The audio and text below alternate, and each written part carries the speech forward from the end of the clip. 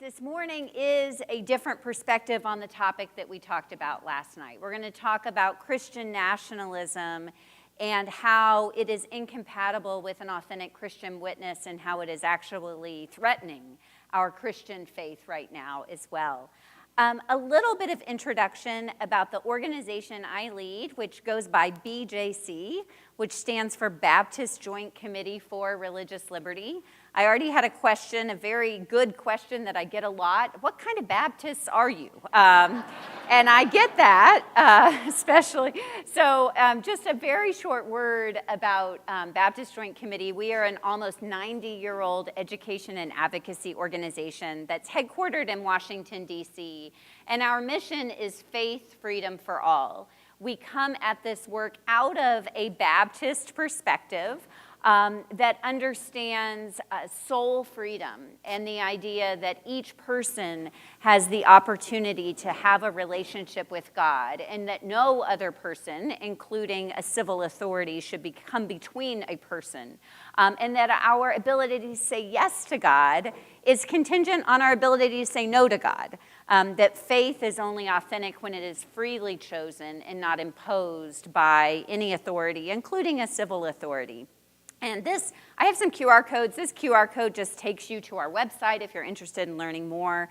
We come from a very long line of Baptists who care about religious freedom for all and the separation of church and state, going all the way back to the co-founder of the Baptist movement, a man named Thomas Helwys, who wrote a short pamphlet called A Short Declaration on the Mystery of Iniquity in 1607. It is thought to be the first defense of universal religious freedom in the English language. Thomas Helwys sent a copy of his pamphlet to King James I, as in the King James Bible, basically arguing to the king that he should not have anything to do with religion. King James did not like that message and arrested Thomas Helwys, and Thomas Helwys died in prison for his advocacy to the king. So this idea of speaking truth to power is in the DNA of what it means to be Baptist. Of course, we also draw on the inspiration of another Baptist pastor, Reverend Dr. Martin Luther King Jr. And I bring this quote because I think it's really relevant to our topic today.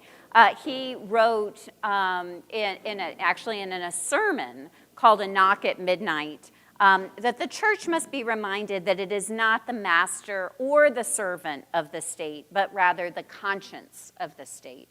And I think here King was really talking about the ideal relationship between religion and government, that we need a necessary independence from government in order to speak truth to power.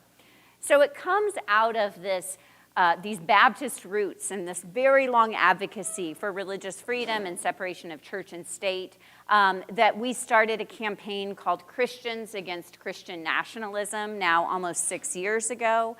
This work came out of really a growing awareness and a horror at the violence that was being committed, particularly in houses of worship, with people armed not just with deadly guns, but also with this violent ideology of Christian nationalism. We started this project thinking that it would be an interfaith endeavor. We gathered around a conference room in our Washington, D.C. headquarters with a lot of our not just ecumenical allies, including the person who heads the Washington office of the Episcopal Church in Washington, but also our interfaith partners. And it was our interfaith partners, and particularly our Jewish and our Muslim partners, who said to us, you are correct, that Christian nationalism is an urgent threat right now in the United States. But you Christians are the ones who really need to lead this fight. They said, first of all, this is your problem. You created this problem. You need to work on it. And they said it lovingly, but with a lot of truth and honesty, too. They also said, you can explain with an authenticity that we cannot how Christian nationalism is not the same as Christianity, how this doesn't reflect the teachings of Jesus. You understand that more intimately and deeply than we do, and so you need to be the ones to explain it. And finally, they said, we simply do not feel safe in this country calling out Christian nationalism with the force that it needs to be called out with. And so it was with that support and really that charge from our interfaith allies that we named the campaign Christians Against Christian Nationalism. Quickly, we did talk about this last night, but I always start with definitions so we all in the room know what we're talking about. I want to give a definition first of religious nationalism as a fusion of national and religious identities and goals. And it's a recurrent problem throughout history and around the world today. It's a very old problem. And as I said last night, Christian nationalism, I believe, goes back at least as far as Constantine, when the Roman Empire took as an official religion Christianity, and therefore started to use all of the power and the violence of that empire in order to enforce it on its own subjects and to create lines of difference between us and them. But I really also want to point out this morning how this is where it started to become a real problem for the Christian religion. I do not believe that Christianity was ever meant to be the religion of empire. And think about the originator of our faith, Jesus. Jesus was killed by the empire, by the Roman Empire. He was killed because he dared to speak truth to power to that empire. He's the one who said, the first shall be last and the last shall be first. He had a very different vision of what power means. And so to associate then Christianity with power is where we started to part ways, I believe, with what it means to have an authentic Christian life. And all of these centuries later, we are continuing to reap the consequences of that choice that was made centuries before. And I think that's a central piece of what we need to reckon with today. I do want to then narrow our scope from religious nationalism to American Christian nationalism. And the definition we use is this one, that Christian nationalism is a political ideology and a cultural framework that seeks to merge American and Christian identities into one. It suggests that to be a real American, that one has to be a Christian, and not just any kind of Christian, because we know there are so many different expressions of American Christianity, but a Christian who holds certain fundamentalist religious beliefs that are in line with certain conservative political priorities. To hold conservative political priorities does not mean that someone is embracing Christian nationalism necessarily, but to say that you have to hold those beliefs to be a real American, or that that somehow defines what American values is, that is a marker of Christian nationalism. In the American context, we also have to reckon with the fact that Christian nationalism overlaps with white supremacy and racial subjugation. And that's because white Christian nationalism creates and perpetuates a sense of cultural belonging that is limited to the people who held full power at the founding of the country. And that was white, Protestant, Christian men who owned property. Those were the only people who were fully included at the beginning of the country, and everyone else, to varying degrees, was a second or third or fourth-class citizen, right? And so we have to understand then that that circle of belonging was tightly drawn at the beginning, and that white Christian nationalism continues to say that that is indeed the circle of belonging of people who fully belong in the country. The Christian in white Christian nationalism is therefore much more about an ethno-national identity than it is about a theology. It's much more about an identity of whiteness than it is about a theology that has Jesus and the gospel of love at its core. A few of the markers of Christian nationalism are a heavy reliance on the mythological history of America as a quote-unquote Christian nation. That is, that America was founded by Christians in order to privilege Christianity in law and policy. This version of American history is a cherry-picked one. It relies on quotes pulled out of context. It overemphasizes the religiosity of certain founders while ignoring the more complicated theologies of other founders. It tries to put together a story that America is a chosen nation, It uses language like America as a city on a hill, this idea that God has a special role for America in God's vision for history.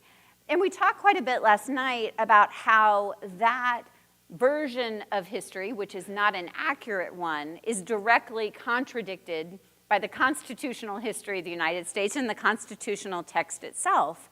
But this morning, I also want to point out how it also betrays the gospel.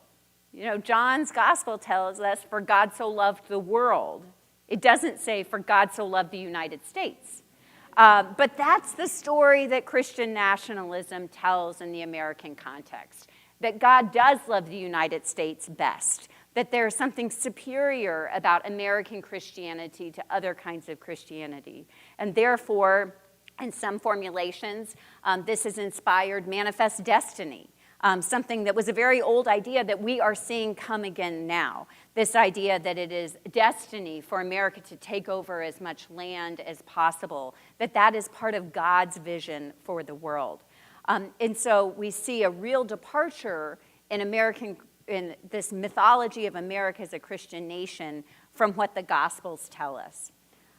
We also see a real departure between white Christian nationalism and Christianity. And that's because Christian nationalism is first a form of idolatry.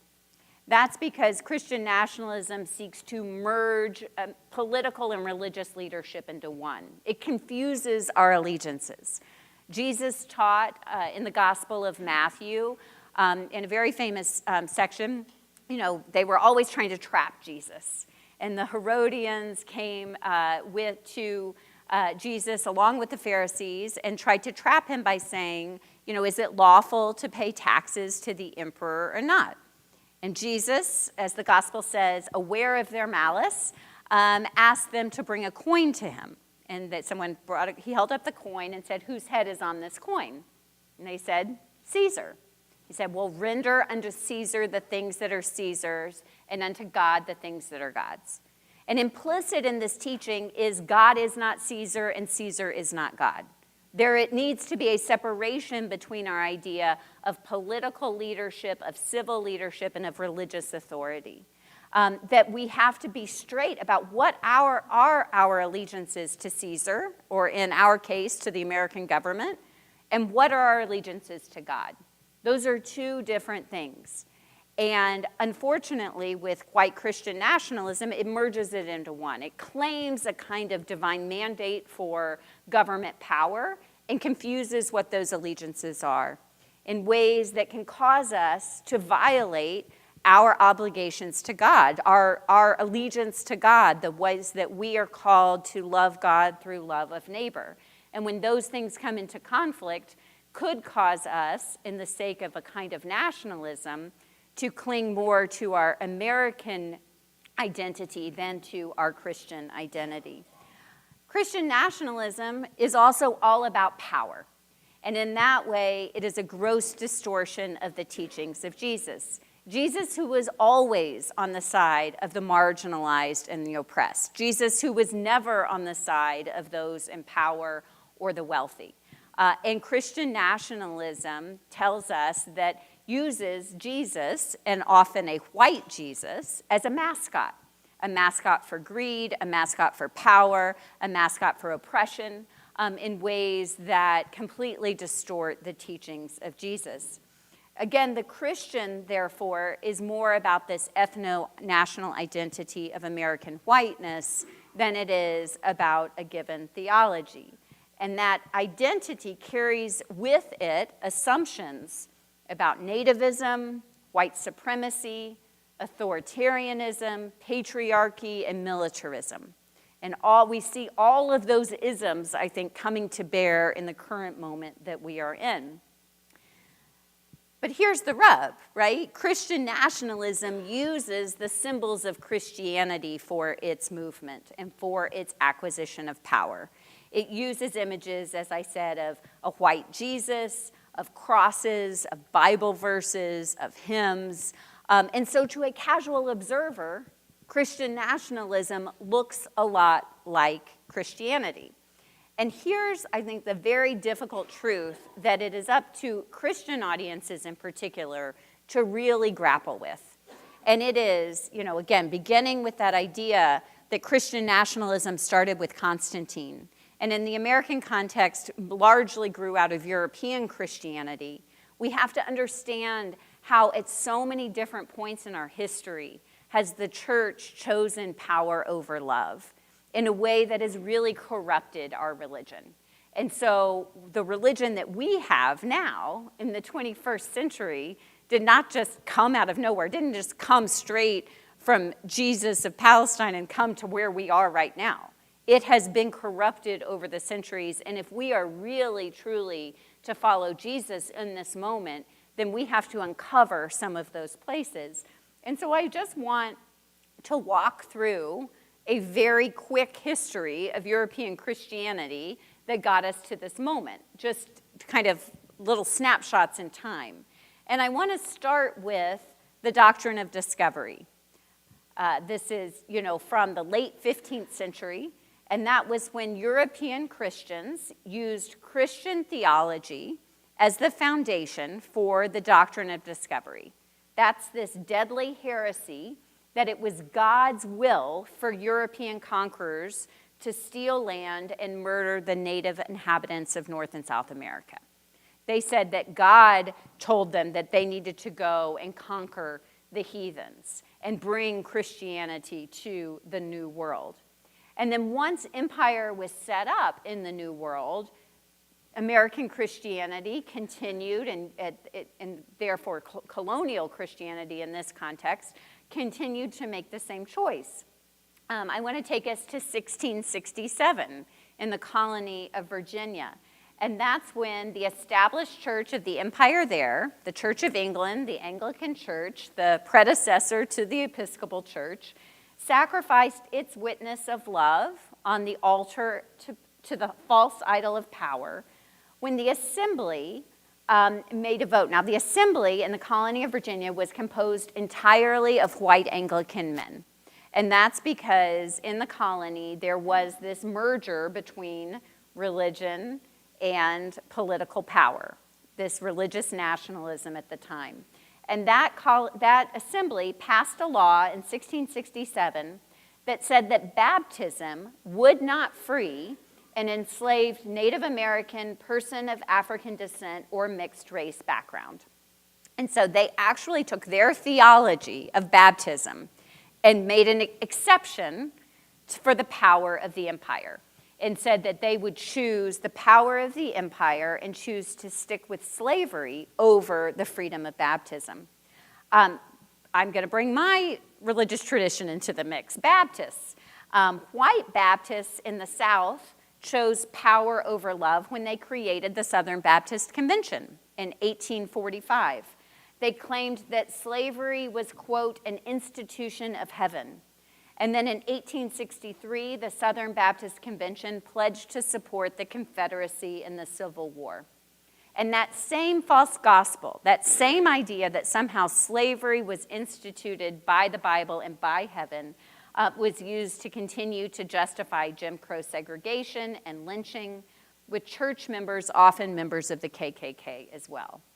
And so when we think about the threat of Christian nationalism in our current day, to our democracy, to religious freedom, to an authentic Christian witness, we have to understand how very old of a problem this is and how very old of a problem it is in our churches. And part of how this has become such a difficult problem is because it has changed in some ways our very conception of what freedom means. When I think about freedom in the Bible, there are so many instances that, of course, is a theme that goes throughout, including in the Hebrew Scriptures. But I think the pinnacle is Paul's letter to the Galatians, and particularly chapter 5. So I'm just going to read starting in verse 1 and continuing in verses 13 and 14. It is for freedom that Christ has set us free, but you are called to freedom, brothers and sisters. Only do not use your freedom as an opportunity for self-indulgence, but through love, become enslaved to one another.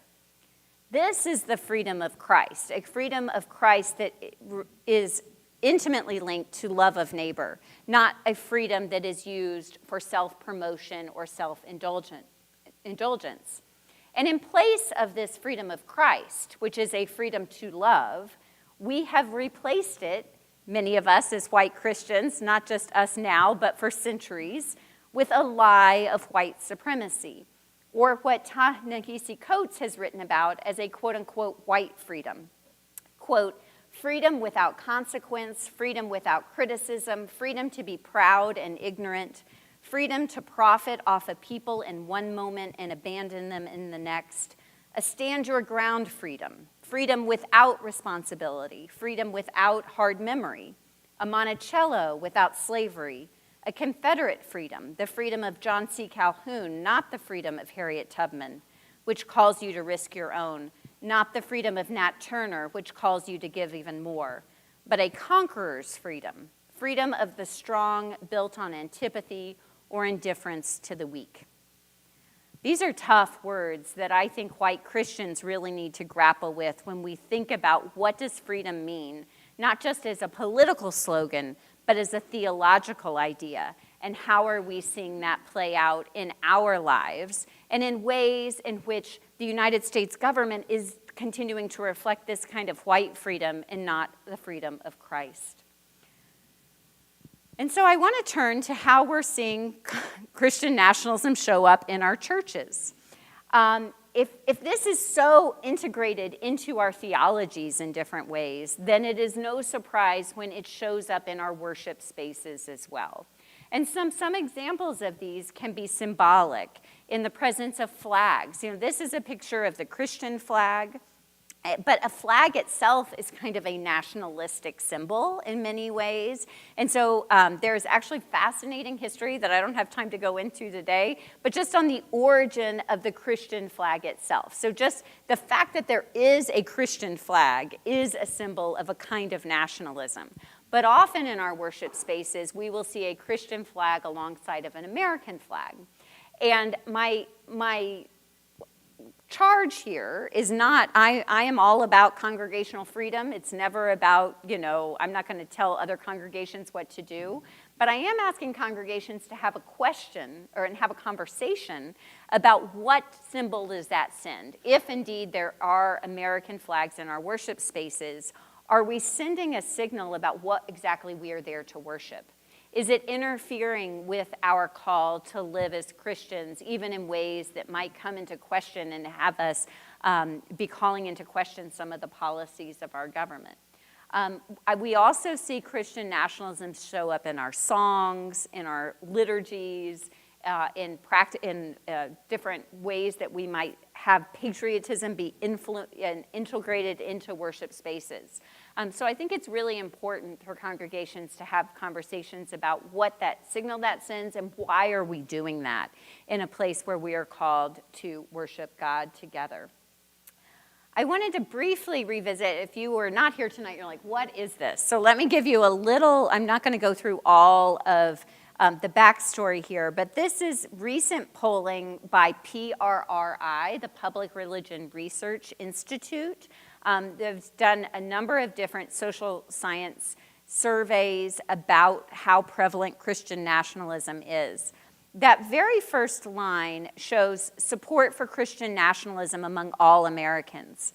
And basically, by asking a number of different questions that get at how much a person is embracing or exhibiting Christian nationalism, they're placed on a scale with the kind of pinkish salmon color there as adherents to Christian nationalism, orange as sympathizers, the gray as they skipped or they didn't know, green is skeptics of Christian nationalism, and the blue is rejectors of Christian nationalism. So taking adherents and sympathizers together, it's about 30% of the American public is moving towards Christian nationalism.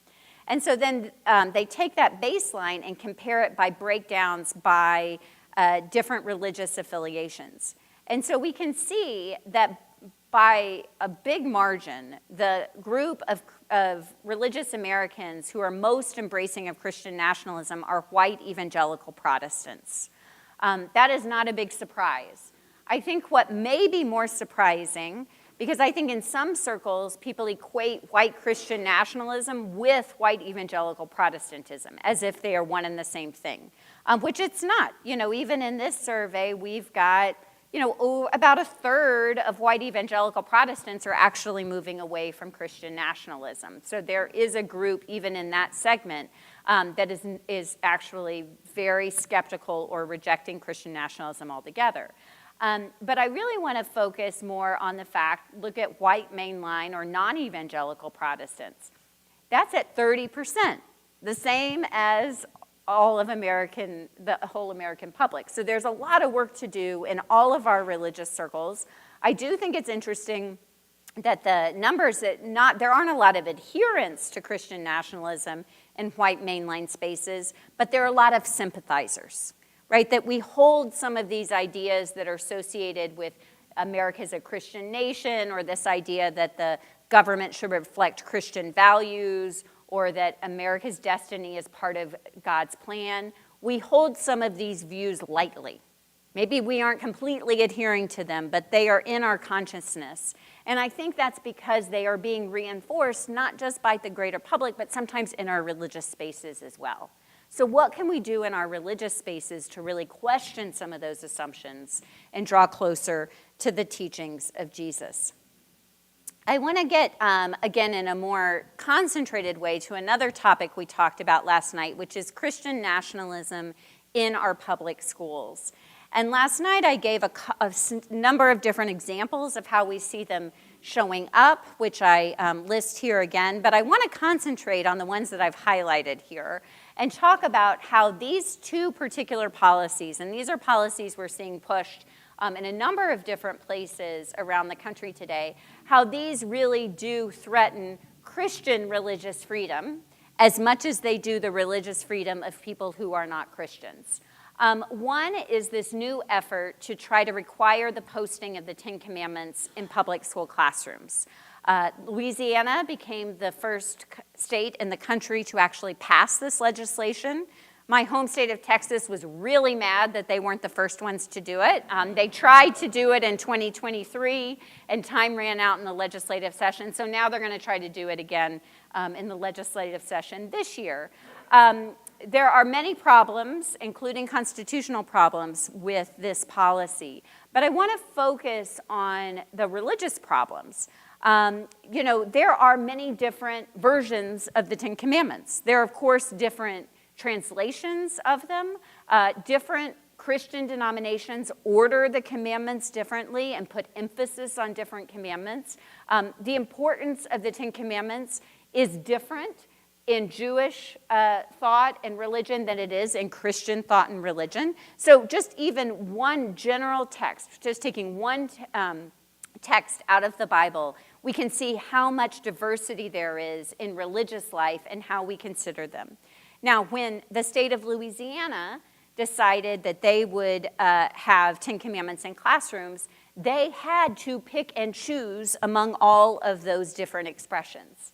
And I find it incredibly ironic that they actually didn't pick any of the religion's interpretations. They picked what I call the Charlton Heston version of the Ten Commandments. And that's because the version is an edited version of the King James Bible that was used on a lot of the large monuments of the Ten Commandments that showed up all around the country at different state houses and public spaces that were actually put there by the Fraternal Order of Eagles.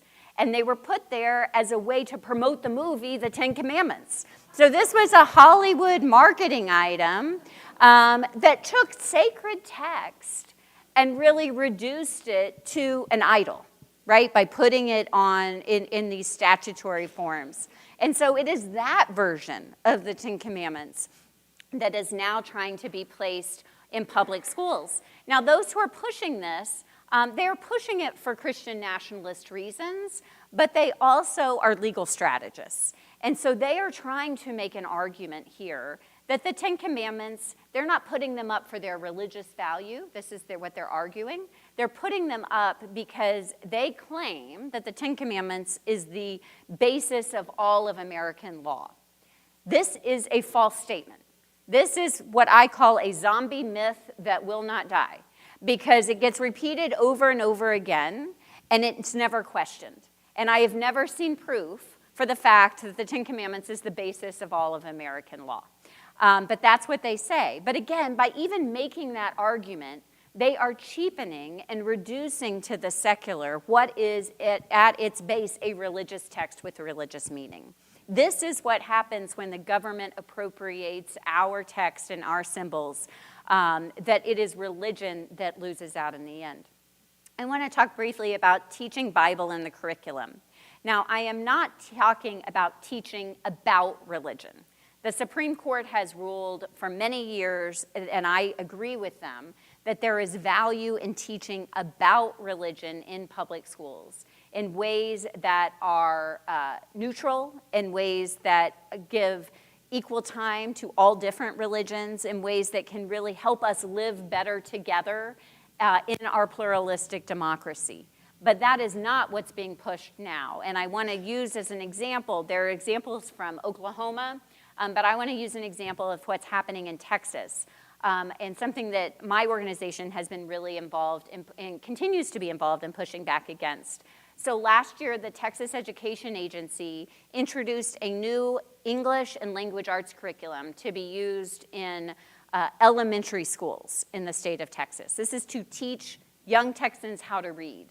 And so they took what was a different curriculum and they basically just changed it to include Bible stories in the reading so that they would be learning how to read by reading Bible stories. The problem with this is it introduces religious texts in ways that are neither age appropriate nor subject matter relevant. It's about trying to shoehorn religious education into a public school curriculum. It has, I think, very serious implications for religious freedom. It tries to turn public school classrooms into Sunday schools. I read this curriculum. It reads like maybe good Sunday school curriculum. It does not read like good public school curriculum.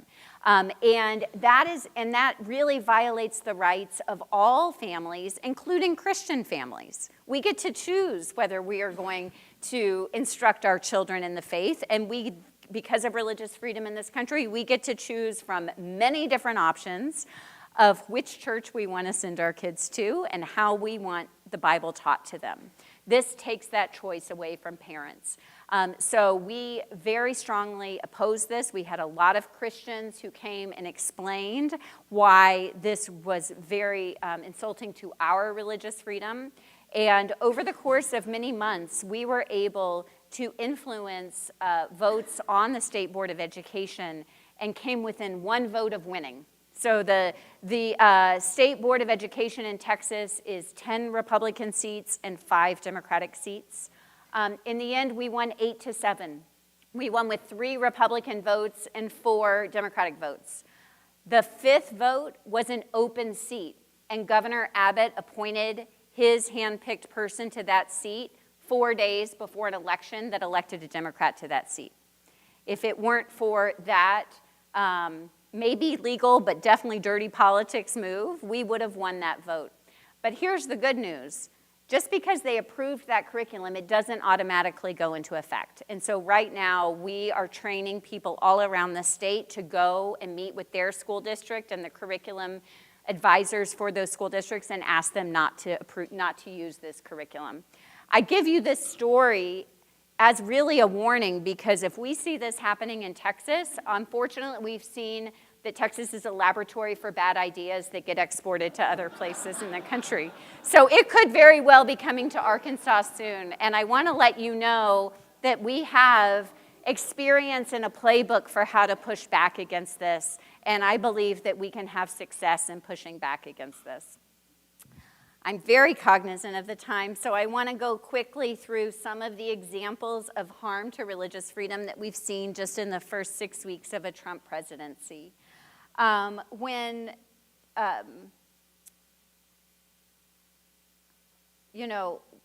want to be very clear that the impact of white Christian nationalism is most felt by people who aren't white and who aren't Christian, and people who are both neither white nor Christian. And we are seeing now that white Christians are also being implicated, and our religious freedom is also being attacked by efforts to push Christian nationalism. One of the loudest and longest ovations at President Trump's inaugural address was when he said, quote, "I was saved by God to make America great again." He's been claiming this kind of divine intervention and anointing to political office for many months now, and it is an example of Christian nationalism. And whatever his personal belief may be, he is a political and not a religious leader for our country. He holds his office because of the votes of the American people, and he has been elected to serve all Americans without regard to religion or even how they voted. And he has neither a religious mandate nor religious authority. But we see him trying to use his political office to exert religious authority in a number of ways. One way that I think it seems like much longer ago than 6 weeks ago, so I will just remind us what happened on January 21st. The Washington National Cathedral hosted an interfaith service of prayer for the nation. And during the service, Bishop Mary Ann Budde delivered a sermon on unity that included Christian values of care, community, sacrifice, love, mercy, forgiveness, and hospitality. She preached against contempt, and she implored everyone listening to honor the inherent dignity of all people, to be honest in our public and private conversations, and to be humble. A very Christian message. And then at the very end of her sermon, as I'm sure many of in this room know and have seen the video of, she began speaking directly to President Trump, and she appealed to him in the name of our God, and she asked him to show mercy to those who were living in fear, specifically gay, lesbian, and transgender children and the children of immigrants who were scared that their parents may be deported. And so I think I first want to pause on the actual sermon itself.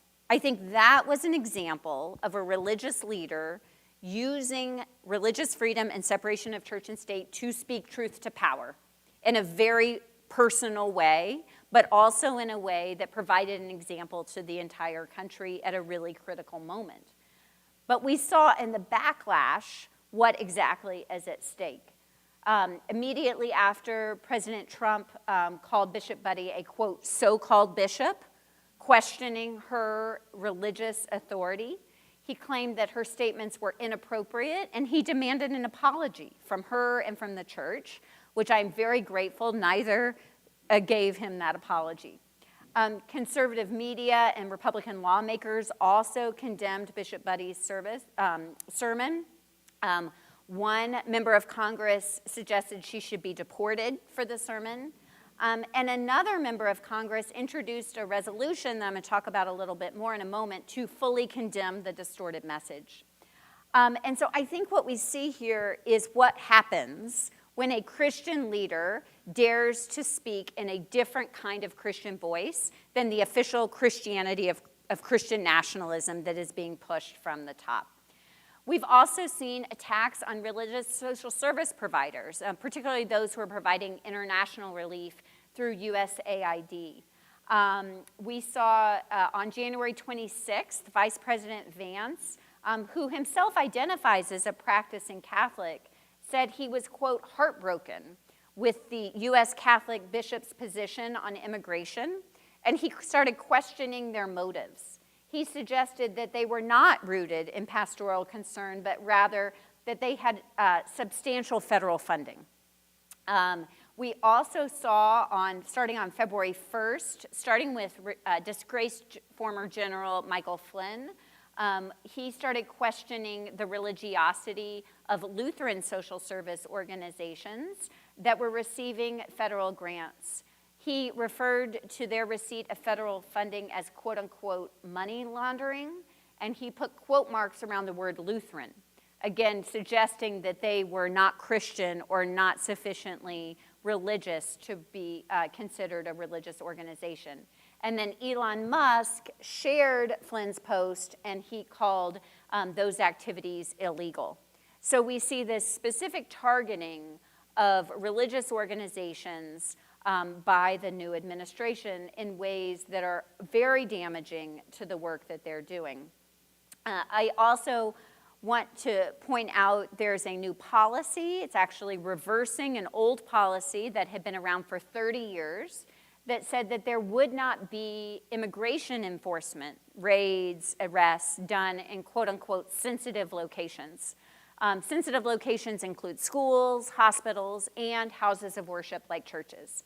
The new administration reversed that policy, which means that now immigration raids can happen in houses of worship, that law enforcement can interrupt services, for instance, and come in. This has already had a chilling effect on people's ability to attend services and on the houses of worship religious freedom to actually exercise their religion in churches.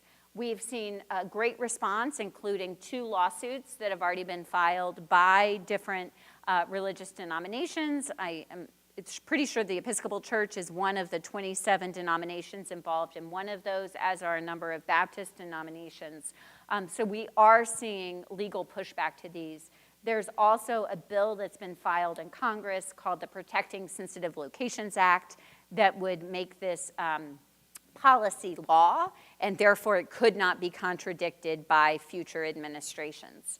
And then finally, I want to speak to one of the very many executive orders that President Trump has signed, and this is one that he claims to create a task force to, quote, eradicate anti-Christian bias. So a number of points on this. First, there is no widespread anti-Christian bias in this majority Christian country. And that really distracts and denigrates from the very real Christian persecution that's happening in countries around the world today.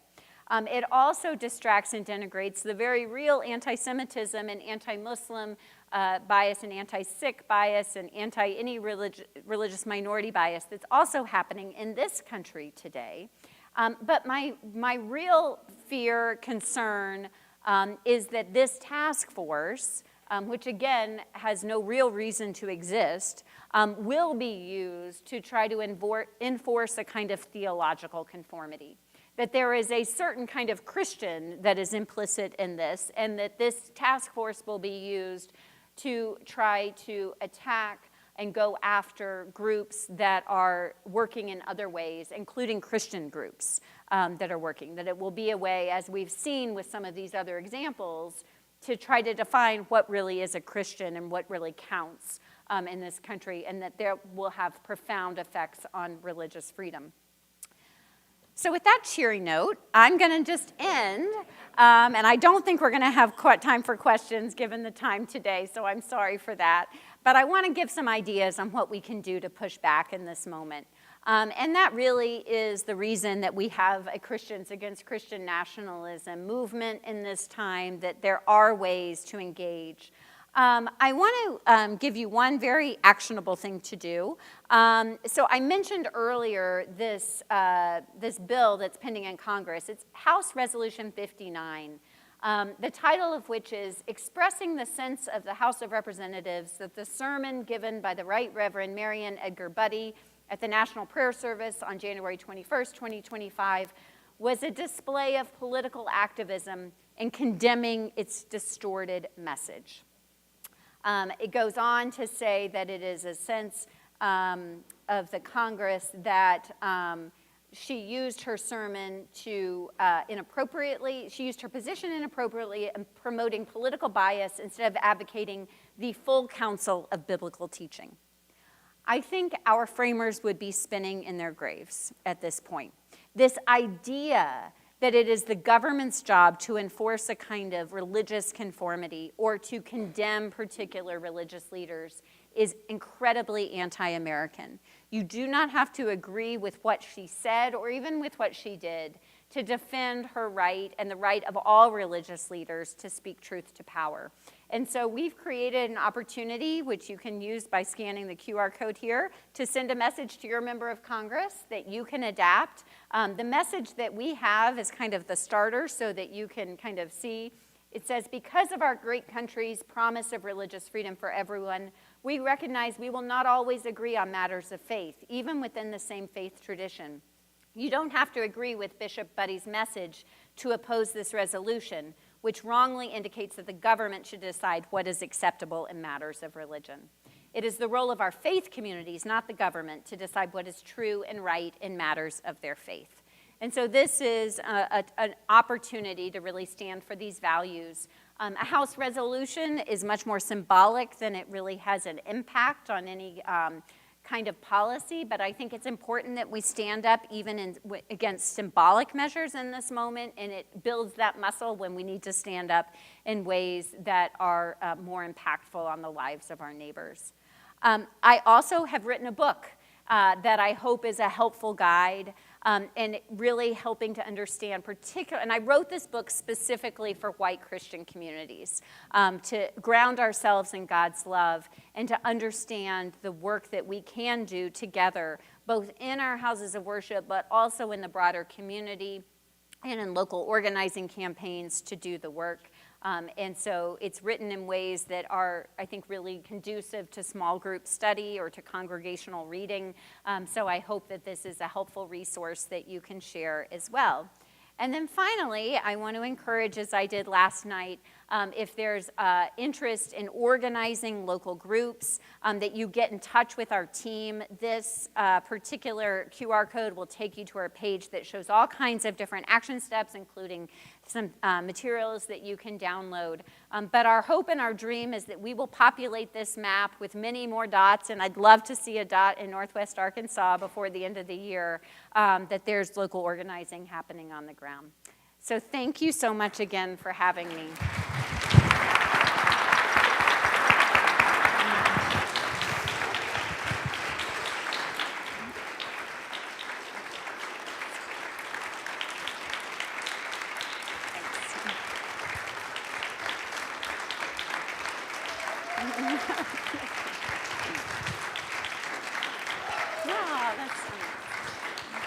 I'm so glad you all were here. Just a couple of quick announcements. We sold out of those books last night, but I bet the bookstore will order some new ones so you can come and get them from St. Paul's. Of course, you could also get them from your local bookseller or online. 2 weeks from today, during the 10 o'clock hour, Robert P. Jones, the founder of the PRRI, the colorful bar chart, will be here at St. Paul's to speak about his book, White Too Long, a related conversation, and so I hope you'll come back and be a part of that. Becoming Beloved Community is a group that sponsors a lot of the work that we do at St. Paul's combating racism, which is certainly a parallel issue, an overlapping issue, and I encourage you to look more for what they are doing and become a part of that work. But most of all, I'm glad that you are here today. Thank you so much. Thank you.